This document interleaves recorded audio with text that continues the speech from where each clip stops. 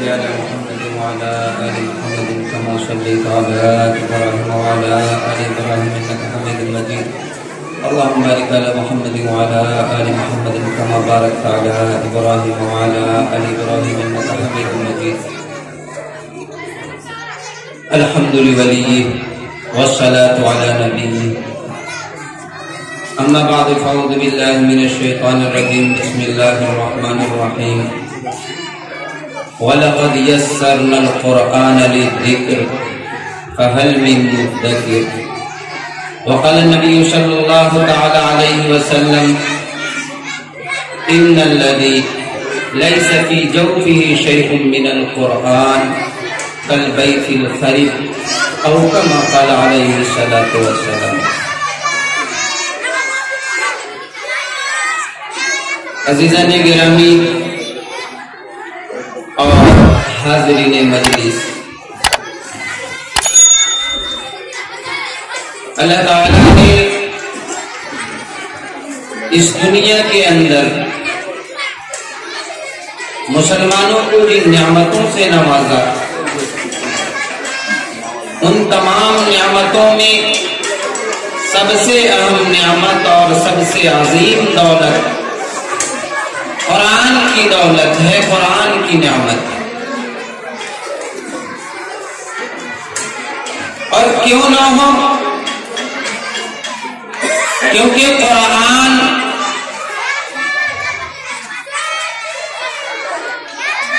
صرف آپ صلی اللہ علیہ وسلم پر نازل ہونے والی ایک کتاب نہیں ہے، بلکہ آپ صلی اللہ علیہ وسلم کا معجزہ ہے. اور معجزہ بھی ایسا معجزہ کہ جس کے بارے میں اللہ کے نبی صلی اللہ علیہ وسلم نے بطور فخر کے بلکہ معجزے کے اظہار کے طور پر فرمایا کہ یہ میرا معجزہ ہے. آپ صلی اللہ علیہ وسلم کو اور آپ سے پہلے بہت سے انبیاء کرام کو ان کی نبوت اور رسالت کو ثابت کرنے کے لیے نہ جانے کتنے معجزات سے نوازے گئے، لیکن آپ صلی اللہ علیہ وسلم کو جو معجزات ملے ان میں قرآن کریم ایسا انوکھا معجزہ ہے کہ نہ صرف یہ کہ دوسرے نبیوں کے معجزات کے مقابلے میں اس کا انوکھا پن ظاہر ہے، بلکہ خود آپ کے بھی بہت سارے معجزات ہیں، لیکن اس میں یہ سب سے انوکھا ہے.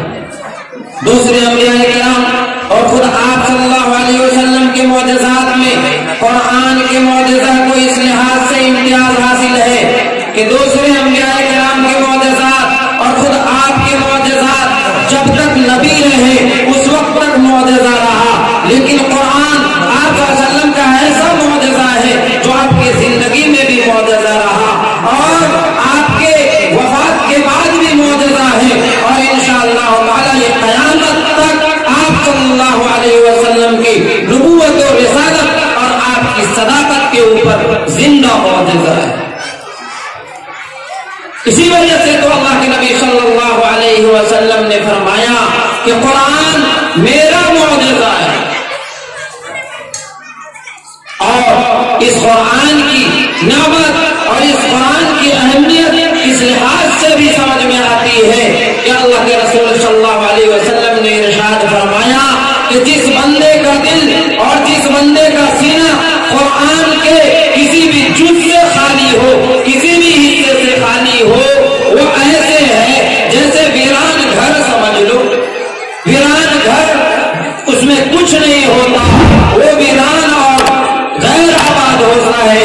اسی طرح جس کے سینے میں قرآن نہ ہو وہ غیر آباد، وہ ویران ہے. اپنے یہاں جو غیر آباد گھر ہوتا ہے اس کے بارے میں ہمارے سماج میں ایک تصور ہے کہ اس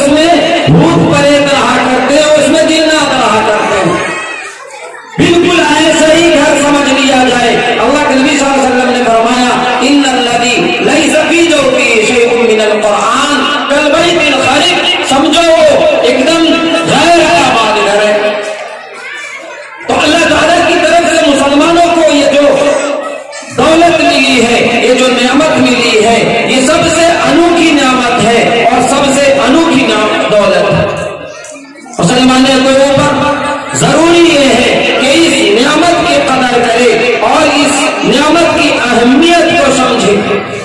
اور علماء نے لکھا کہ قرآن کے معجزات کے کئی پہلو ہیں, کئی پہلو. اگر قرآن کو اس کے الفاظ و بیان کے لحاظ سے دیکھا جائے, اس کے تعبیر کے لحاظ سے دیکھا جائے, اس کے احکام اور معانی کے لحاظ سے دیکھا جائے تو یہ سب سے انوکھا ہے.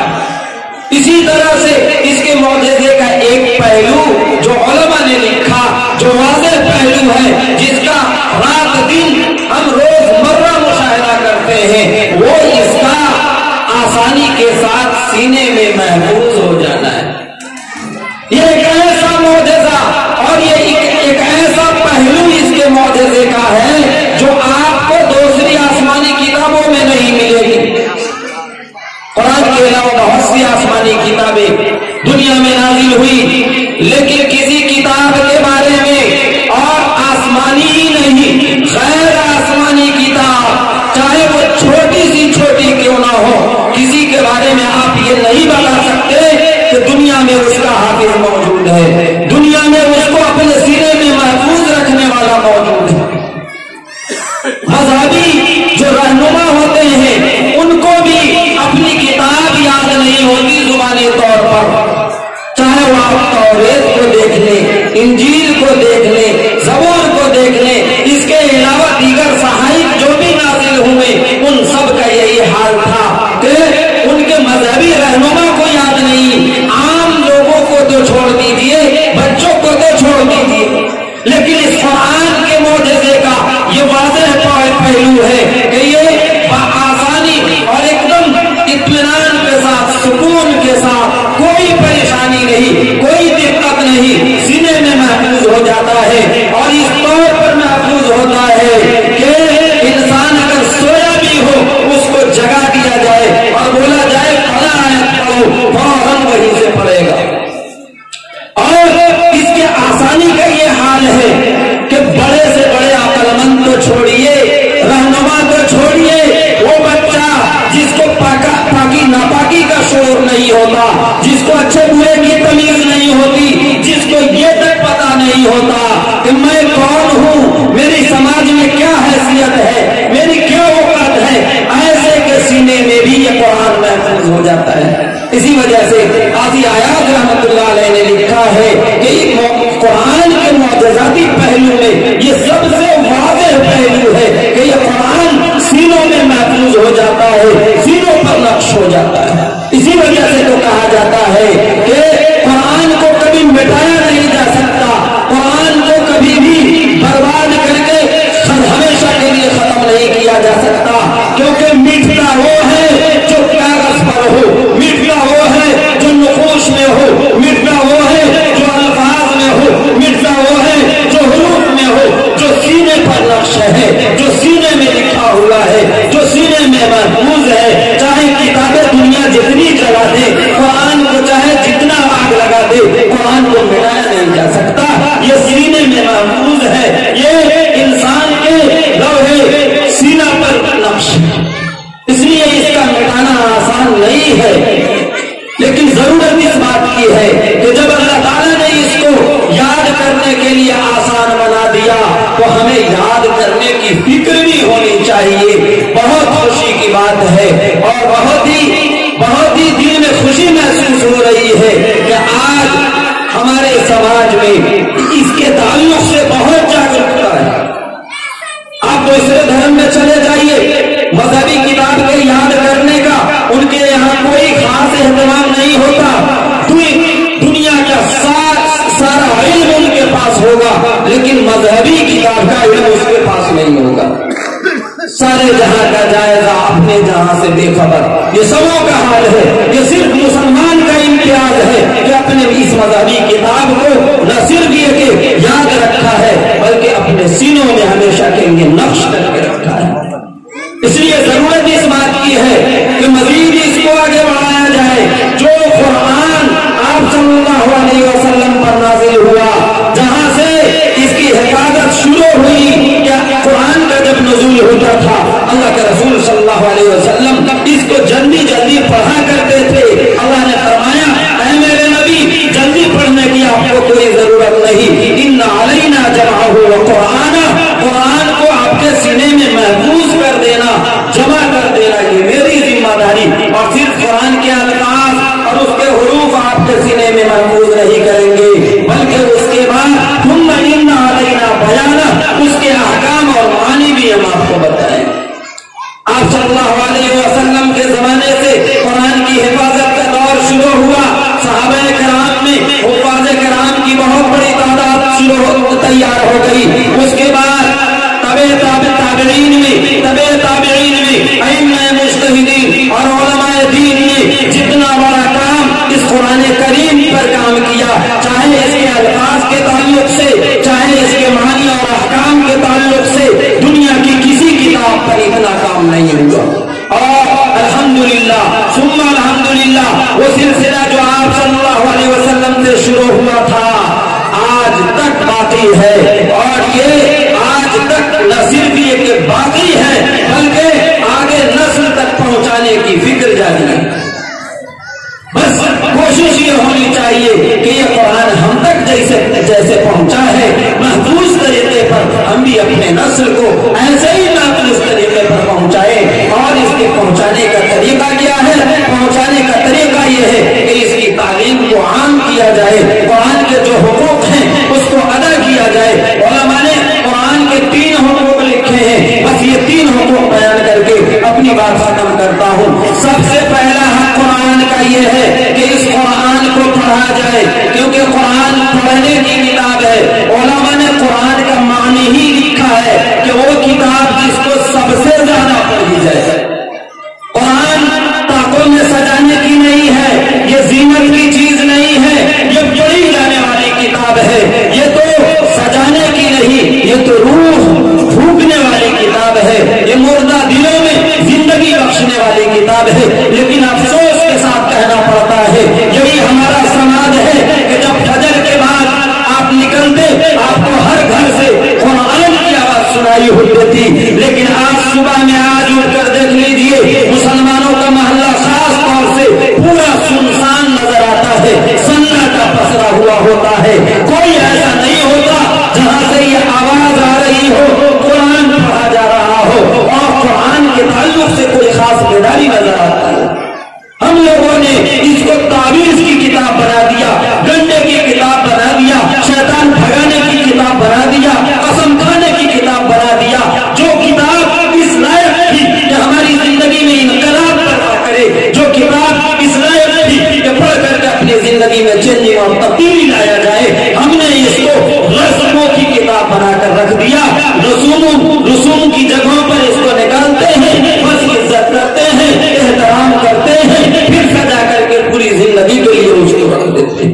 یہ حال ہم نے قرآن کا کیا.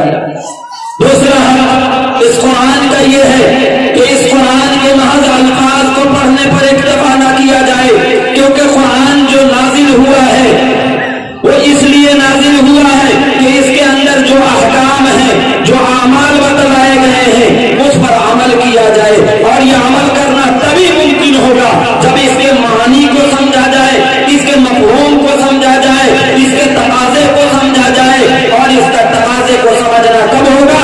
جب حفظ کے ساتھ ساتھ اپنے بچوں کو عالم بھی پڑھاوے، کیونکہ عالم ہی جو ہے قرآن کے تقاضوں کو سمجھ سکتا ہے، قرآن کے معنی و مفہوم کو سمجھ سکتا ہے، اس میں موجود مسائل کو سمجھ سکتا ہے. اس لیے ہم سب صرف قرآن کے الفاظ کو پڑھنے پر اکتفا نہ کریں، بلکہ قرآن کے معنی و مفہوم کو سمجھنے کی بھی کوشش کریں. اور الحمدللہ آج کے اس دور میں اردو میں بڑی آسان اور سہل انداز میں اردو کے ترجمے بھی آ چکے ہیں، اردو کی تفسیر بھی آ چکی ہے. اگر کوئی پڑھنا چاہے اس کے لیے بآسانی دستیاب ہے، ہر جگہ بکتی ہے. چاہے آپ اردو نہ جاننے